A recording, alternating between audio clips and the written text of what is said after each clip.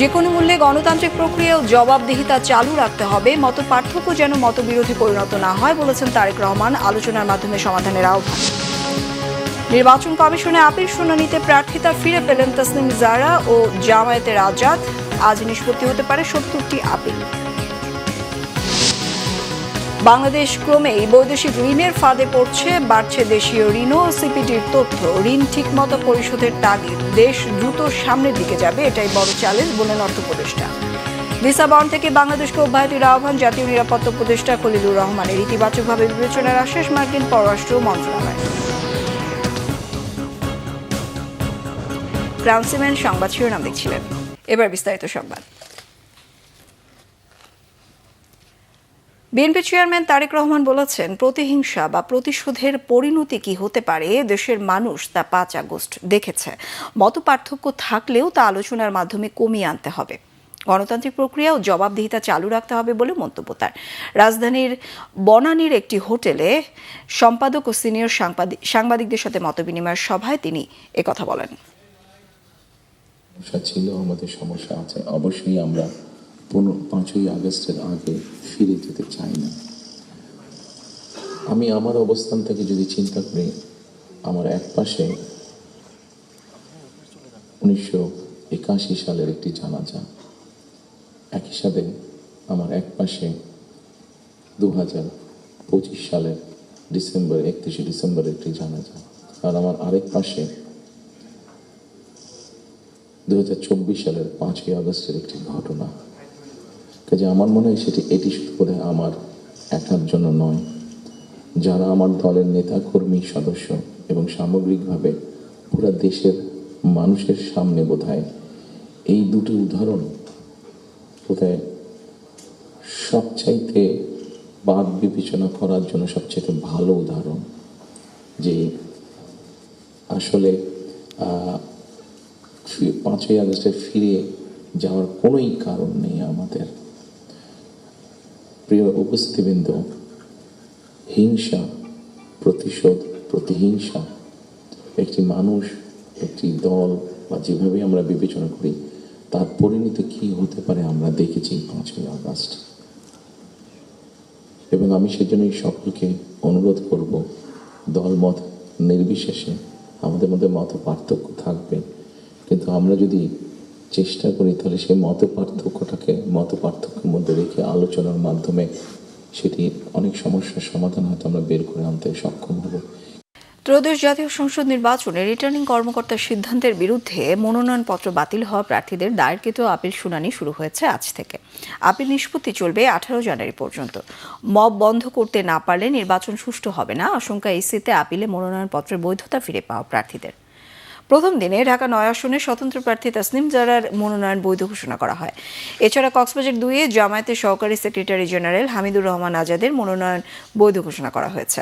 কমিশনের চেয়ারম্যান ও প্রধান নির্বাচন কমিশনার এম নাসির উদ্দিনের সভাপতিত্বে শুনানি পরিচালনা করছে 5 সদস্যের পূর্ণাঙ্গ কমিশন। এবার নির্বাচন কমিশনে আপিল আবেদন জমা পড়েছে মোট 645টি। আজ 70টি আবেদন নিষ্পত্তি হওয়ার কথা রয়েছে। এদিকে ত্রয়োদশ জাতীয় সংসদ নির্বাচন ও গণভোটের জন্য পোস্টাল ব্যালটের ভোট গণনা সংক্রান্ত মক ভোটিং কার্যক্রম অনুষ্ঠিত হয়েছে। রাজধানীর আগারগাঁওয়ে নির্বাচন কমিশনের প্রশিক্ষণ ভবনে অনুষ্ঠিত এই কারিগরি প্রশিক্ষণে নির্বাচনের দায়িত্ব পালন করবেন এমন কর্মকর্তা ও শিক্ষকরা অংশ নেন। প্রায় 15,33,000 প্রবাসী ভোটার পোস্টাল ব্যালটের জন্য নিবন্ধিত হওয়ায় রিটার্নিং অফিসারদের এই বিপুল পরিমাণ ব্যালট গ্রহণ ও গণনার পদ্ধতি শেখানোর জন্য মক ভোটিং বা ডেমো সেশনের আয়োজন করা হয়। পোস্টাল ব্যালটের ভোটগুলো 12 ফেব্রুয়ারি সাধারণ ভোট গণনার সময় রিটার্নিং অফিসারের কার্যালয়ে যোগ করা হবে। এদিকে স্থানীয় সরকার উপদেষ্টা আদিলুর রহমান খান জানিয়েছেন, ত্রয়োদশ জাতীয় সংসদ নির্বাচন হবে উৎসবমুখর পরিবেশে। সিলেটের কেন্দ্রীয় বাস টার্মিনাল পরিদর্শন শেষে তিনি এই তথ্য জানান। আদিলুর রহমান বলেন, নির্বাচনে লেভেল প্লেইং ফিল্ড নিশ্চিতের ব্যবস্থা নিয়েছে নির্বাচন কমিশন। আগামী নির্বাচনের সবচেয়ে উল্লেখযোগ্য দিক হল গণভোট। ছাত্র জনতার রক্তে লেখা জুলাই সনদে হা ভোটের বিজয় জরুরি। ভোটের দিন আইনশৃঙ্খলা পরিস্থিতি নিয়ে কোনো শঙ্কা নেই বলে জানান উপদেষ্টা।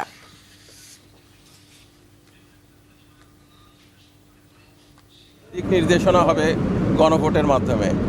রক্ত দিয়ে বাংলাদেশের ছাত্র জনতা যে জুলাই সনদ আমাদেরকে দিয়ে গেছে, সেটার ব্যাপারে সেটার পক্ষে জনগণের মতামত হ্যাঁ ভোটের মাধ্যমে ইনশাল্লাহ বাংলাদেশের নির্বাচন উৎসব মুখর হবে এবং অত্যন্ত ভালো হবে।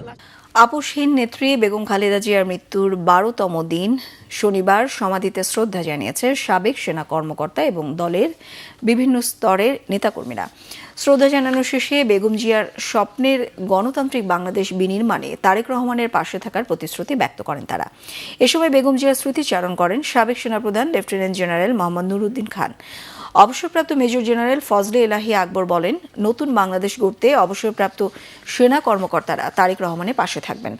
নোয়াখালী 2 আসনের বিএনপি প্রার্থী জয়নুল আবেদিন ফারুক বলেন, নির্বাচন বানচালে ষড়যন্ত্র করছে একটি মহল, তবে খালেদা জিয়ার অপূর্ণ কাজ বাস্তবায়ন করতে সকল ষড়যন্ত্র মোকাবেলায় প্রস্তুত বিএনপি। ঢাকা 9 আসনের বিএনপি প্রার্থী হাবিবুর রশিদ হাবিব বলেন, আপসহীন নেত্রীর স্বপ্ন বাস্তবায়নে বাংলাদেশের মানুষের ভোটাধিকার নিশ্চিত করতে হবে।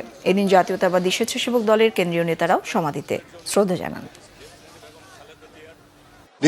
হয়তো আল্লাহ ওনাকে দিয়ে গেছেন, এগুলো বেঁচে থাকলে দেশের দিক দিয়ে সুরক্ষম হতো, ওনাদের দেশ অনেক এগিয়ে যেত। আমরা তার জন্য মাগফিরাত কামনা করি, দোয়া কামনা করি। আল্লাহ, আমরা যারা সশস্ত্র বাহিনীতে আছি আমাদের মূল মন্ত্রও কিন্তু সে একই, দেশ রক্ষায় আমাদের প্রাণ দেওয়া। ওনার কাছে আমরা যেই প্রেরণা পেয়েছি, যেই সাহস পেয়েছি, সেই সাহস নিয়েই আমরা বলতে চাই, আমরা এখানে যারা সশস্ত্র বাহিনীর রিটায়ার্ড অফিসার আছি, এখন বর্তমান চেয়ারম্যান তারেক রহমানকে আমরা সেই কার্যক্রমে আমরা ওনাকে সহায়তা করতে চাই দেশ গড়ার।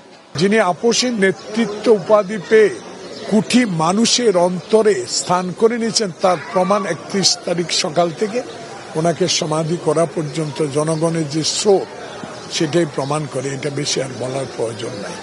আমরা শুধু এইটুকু আল্লাহর কাছে দোয়া করবো, আল্লাহ পাক যেন তাকে বেশ নসিব করে। দর্শক, এই মুহূর্তে জিয়া উদ্যানে আছেন আমাদের সহকর্মী নাবিল জাহাঙ্গীর, যুক্ত হচ্ছে তার সঙ্গে। নাবিল, আজ শ্রদ্ধা জানাতে আসা মানুষের ভিড় আপনি কেমন দেখছেন? বিপাশা, আজকে বেগম জিয়ার মৃত্যুর 14তম দিন। আজকে কিন্তু সকাল থেকে আমরা দেখছি বেগম জিয়ার সমাধিতে শ্রদ্ধা জানাতে ঢাকা সহ আশেপাশের বিভিন্ন জেলা থেকে কিন্তু অনেকেই আসছেন। তাদের মধ্যে বিএনপি এবং অঙ্গ সংগঠনের নেতাকর্মীরা যেমন রয়েছেন, তেমনি কিন্তু অসংখ্য সাধারণ মানুষও রয়েছেন এবং এখানে তারা আসছেন, তারা কবর জিয়ারত করছেন। আপনি নিশ্চয়ই দেখতেই পাচ্ছেন এখনো কিন্তু অনেকেই কবর জিয়ারত করছেন। এছাড়াও আমরা দেখেছি স্বেচ্ছাসেবক দলের পক্ষ থেকে কেন্দ্রীয় নেতারা এসেছিলেন, তারা কবর জিয়ারত করেছেন। এছাড়াও আমরা দেখেছি অবসরপ্রাপ্ত সেনা কর্মকর্তারা তারা এসেছিলেন, তারাও কবর জিয়ারত করেছেন। এবং এছাড়াও কিন্তু বিভিন্ন বিএনপির বিভিন্ন নেতাকর্মীরা, বিভিন্ন স্তরের নেতাকর্মীরা এসেছেন। বিশেষ করে এই মুহূর্তে আপনি নিশ্চয়ই দেখতে পাচ্ছেন আরাফাত রহমান কোকোর স্ত্রী, তিনিও কিন্তু এখানে এসছেন আজকে বেগম জিয়ার যে সমাধিতে শ্রদ্ধা জানাতে, কবর জিয়ারত করতে। এছাড়াও কিন্তু এখানে যারা সাধারণ মানুষ, অর্থাৎ যারা কোনো দল মতে বিশ্বাসী না, যারা সাধারণ, তারাও কিন্তু এখানে আসছেন।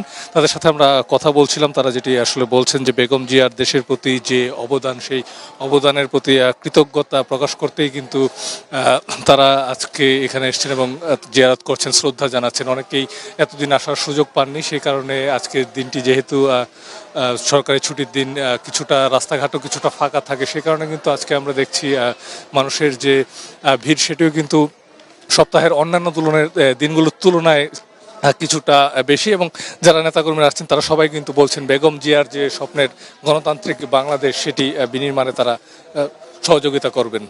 বিপাশা।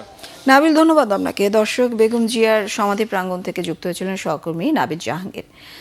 বাংলাদেশ ক্রমেই বৈদেশিক ঋণের ফাঁদে পড়ছে বলে জানিয়েছেন সেন্টার ফর পলিসি ডায়ালগ সিপিডির সম্মানীয় ফেলো ডক্টর মুস্তাফিজুর রহমান। একই সঙ্গে দেশীয় ঋণও বাড়ছে বলেও জানান তিনি। রাজধানীর সিপিডি কার্যালয়ে অর্থনৈতিক পর্যালোচনা প্রতিবেদন প্রকাশ অনুষ্ঠানে তিনি কথা বলেন দেশের উন্নয়ন ও প্রকল্প বাস্তবায়নের জন্য বৈদেশিক ঋণ ও অর্থায়ন জরুরি, তবে বৈদেশিক ঋণ ঠিকমতো ফেরত দিতে হবে বলে জানান। এজন্য রাজস্ব সক্ষমতা বাড়ানোর উপর জোর দেন ডক্টর মুস্তাফিজুর রহমান। গত সরকারের আমলে অতি মূল্যায়িত বড় বড় প্রকল্পের কারণে বৈদেশিক ঋণ গ্রহণের প্রবণতা বেড়েছিল বলে মন্তব্য তার।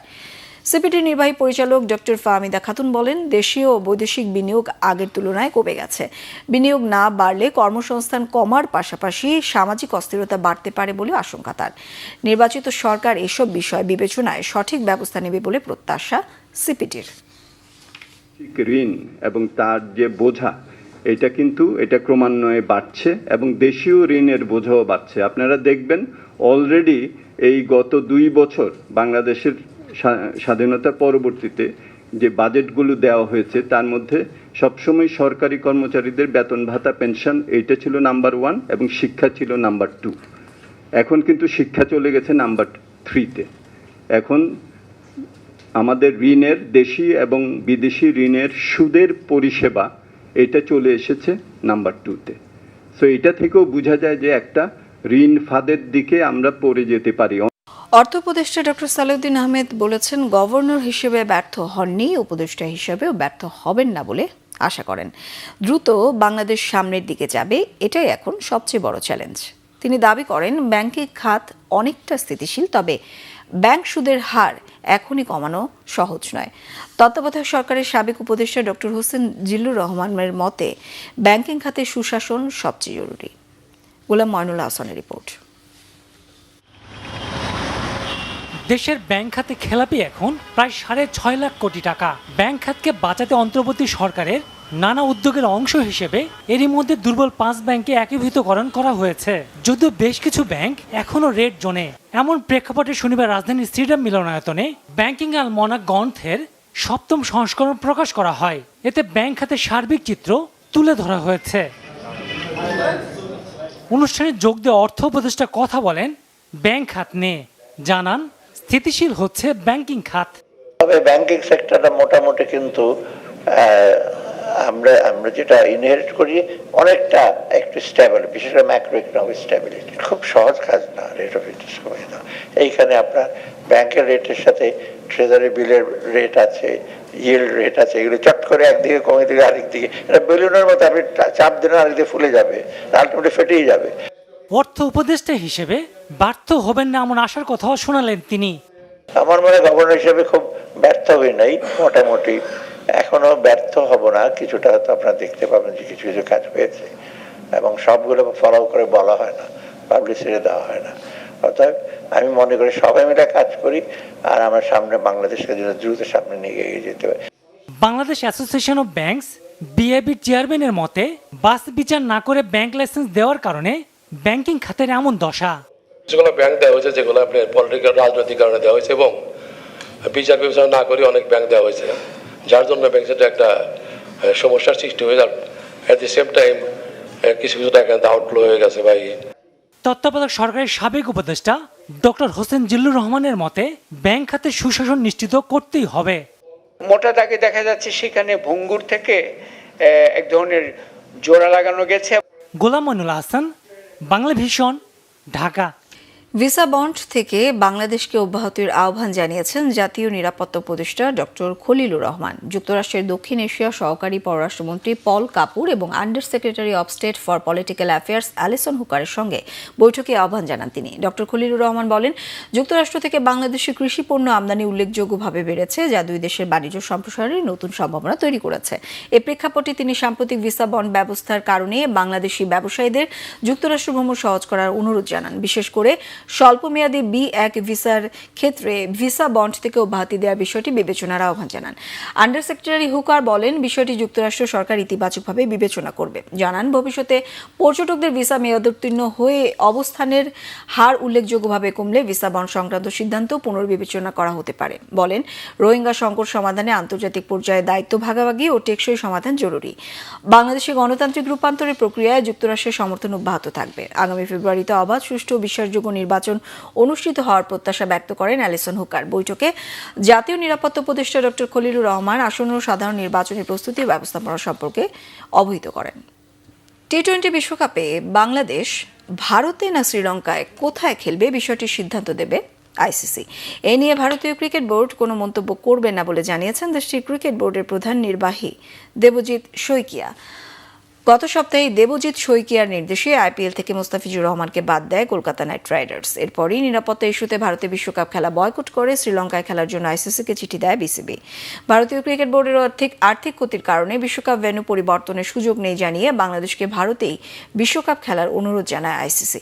বিশ্বকাপে বাংলাদেশকে সর্বোচ্চ নিরাপত্তা প্রদানের বিষয়টি নিশ্চিত করে বিশ্ব ক্রিকেট সংস্থা। অবশ্য বাংলাদেশ সরকারের সাথে আলোচনা করে ভারতে বিশ্বকাপ না খেলার বিষয়ে আগের সিদ্ধান্তে অনড় বোর্ড ভেন্যু পরিবর্তনে আইসিসিকে দ্বিতীয়বার চিঠি দেয়।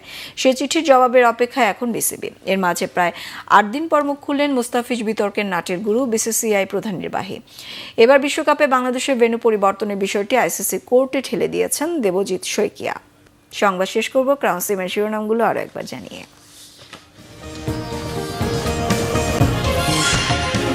যে কোনো মূল্যে গণতান্ত্রিক প্রক্রিয়া ও জবাবদিহিতা চালু রাখতে হবে, মতপার্থক্য যেন মতবিরোধে পরিণত না হয় বলেছেন তারেক রহমান। আলোচনার মাধ্যমে সমাধানের আহ্বান। নির্বাচন কমিশনে আপিল শুনানিতে প্রার্থিতা ফিরে পেলেন তাসনিম জারা ও জামায়াতের আজাদ। আজ নিষ্পত্তি হতে পারে 70টি আপিল। বাংলাদেশ ক্রমেই বৈদেশিক ঋণের ফাঁদে পড়ছে, বাড়ছে দেশীয় ঋণ ও সিপিডির তথ্য। ঋণ ঠিকমতো পরিশোধের তাগিদ, দেশ দ্রুত সামনের দিকে যাবে, এটাই বড় চ্যালেঞ্জ বললেন অর্থ উপদেষ্টা। ভিসা বন্ড থেকে বাংলাদেশকে অব্যাহতির আহ্বান জাতীয় নিরাপত্তা উপদেষ্টা খলিলুর রহমানের। ইতিবাচকভাবে বিবেচনার আশ্বাস মার্কিন পররাষ্ট্র মন্ত্রণালয়।